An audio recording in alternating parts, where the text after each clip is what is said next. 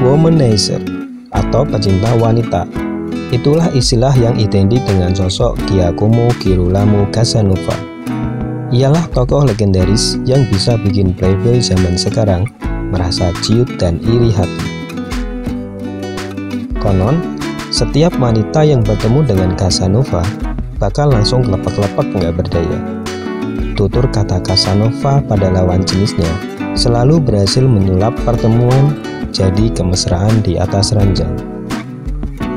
Kehidupan Casanova memang dipenuhi petualangan erotis, tapi Casanova tergolong playboy yang sangat produktif dalam urusan bergaya dan menuntut ilmu.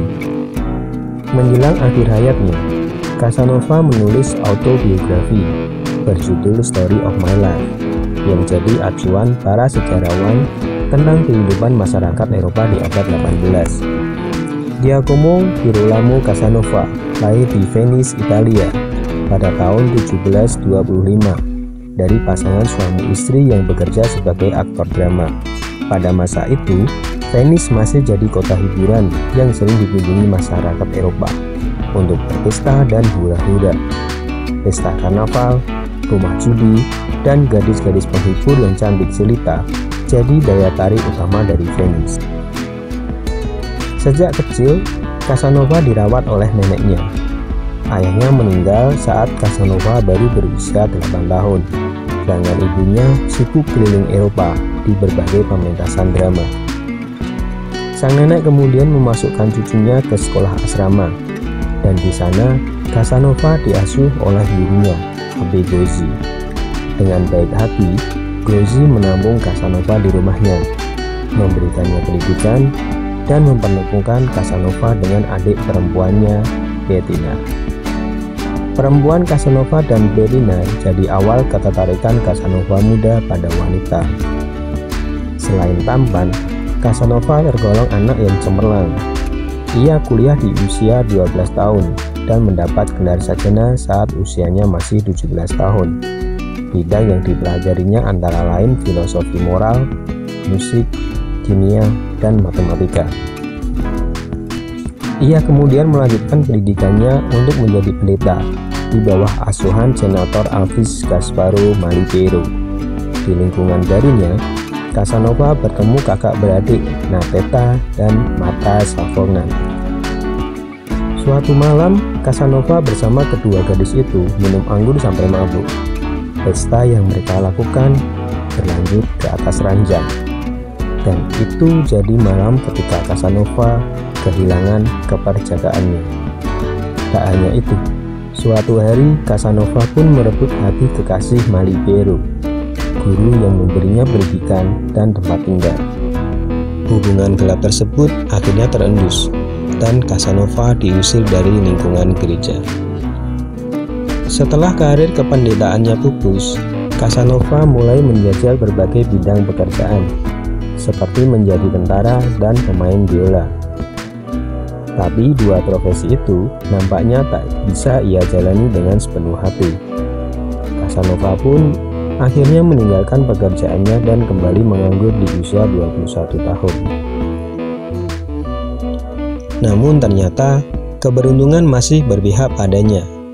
Di tahun 1746, bangsawan Matteo Giovanni Bargadin memberi Casanova tempat tinggal sebagai balasan atas jasa Casanova yang sudah menyelamatkannya dari serangan stroke. Selama 3 tahun, Casanova mendapat perlindungan dari bangsawan dan menjalani hidup yang bergelimang harta. Tapi kebiasaan buruknya dalam membawa wanita nakal ke lingkungan bangsawan lama-lama bikin Bargadin geram. Setelah tindakan cabul yang kesekian kalinya, Bargadin yang sudah muak akhirnya mengusir Casanova dari Venice. Sejak saat itu, Casanova bepergian dari kota ke kota, lalu tinggal di Prancis selama 2 tahun dan mulai belajar bahasa setempat. Di sana ia berkenalan dengan kaum elit Prancis dan menumpang di rumah aristokrat Madame Quinson. Sayangnya, Quinson punya anak gadis yang akhirnya jatuh hati pada Casanova. Merasa terlena, sang gadis akhirnya jatuh ke pelukan Casanova tanpa sepengetahuan ibunya. Setidaknya sampai Madam Quinson tahu kalau perut anaknya tiba-tiba membesar. Tapi usaha Quinson menggugat Casanova ke pengadilan ditolak oleh otoritas Prancis. Di tahun 1753, Casanova kembali lagi ke Venice. Semangatnya untuk berpesta pora dan main perempuan tak kunjung padam. Dan untuk kedua kalinya, Casanova membuat otoritas Venice kesal tak kepalang. 2 tahun sejak kepulangannya, ia langsung dijebloskan ke penjara setelah berhubungan intim dengan 2 biarawati. Ia dijatuhi hukuman 5 tahun kurungan di penjara Kastil Doge, Venice, atas tuduhan penistaan agama dan tindakan asusila. Tapi beruntungnya Casanova, ia berhasil kabur dari penjara lalu menyusuri kanal menggunakan gondola menuju Paris. Selama 18 tahun menjadi buronan pihak berwenang Venice, Casanova hidup dari satu negara ke negara lainnya di Eropa. Saat kembali lagi ke Prancis di tahun 1757, Casanova mengenalkan permainan lotre ke masyarakat setempat. Sistem lotre yang mengandalkan kemampuan matematika itu laku keras dan membuat Casanova kaya raya. Ia lalu menjalin hubungan dengan orang-orang penting Prancis.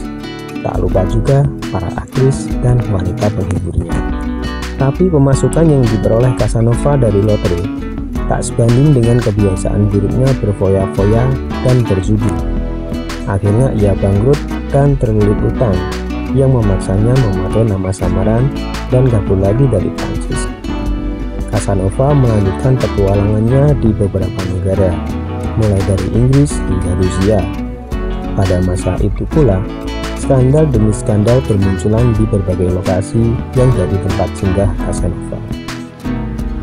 Di masa tuanya, pada usia 73 tahun, Casanova akhirnya menetap dan bekerja sebagai pustakawan di perpustakaan milik bangsawan Bohemia, Joseph Charles von Botstein.